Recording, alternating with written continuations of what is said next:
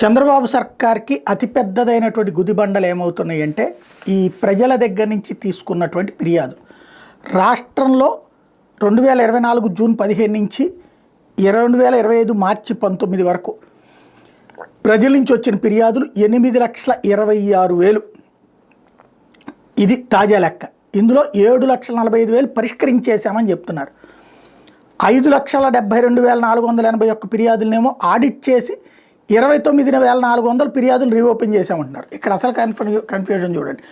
8,26,000 ఫిర్యాదులు వస్తే 7,45,000 పరిష్కరించేయడం ఏంటో, మళ్ళీ 5,72,481 ఫిర్యాదులను ఆడిట్ చేసి 29,400 ఫిర్యాదులు రీఓపెన్ చేయడం ఏంటి అన్నటువంటిది తెలియదు. అంటే వీళ్ళు అనేది ఏంటంటే పరిష్కరించేసామన్న వాటిలో మళ్ళీ పరిష్కారం కానివి మళ్ళీ రీఓపెన్ చేసామన్నటువంటి 29.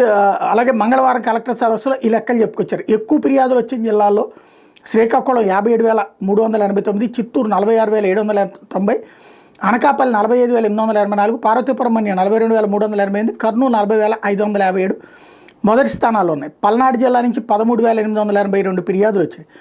రాష్ట్రం మీద వచ్చిన ఫిర్యాదుల్లో అత్యధిక శాతం రెవెన్యూ శాఖకి సంబంధించినవి. భూ వివాదాలే ప్రధానమైనటువంటివి. ఆ భూ వివాదాల పరిష్కారం అన్నటువంటిది రోజుల తరబడి సాగిపోతానే ఉంది, పరిష్కారం కాకుండానే ఉంది. నోట్ చేసుకున్న తర్వాత పూర్తయిపోయినట్టు ఇక్కడ రాసేస్తారు, అదే ప్రభుత్వానికి చెప్పేస్తారు. పరిష్కారం అయిపోయిందని ప్రభుత్వం లెక్కలేసుకుంటుంది. గతంలో 2014-19 మధ్యలో కూడా జరిగింది అదే. మరి ఇప్పుడు దీన్ని ఏ మేరకు సాల్వ్ చేస్తారు, చేసేసామని చెప్పేది నిజమా కాదా అన్నది తేలాల్సి ఉంది.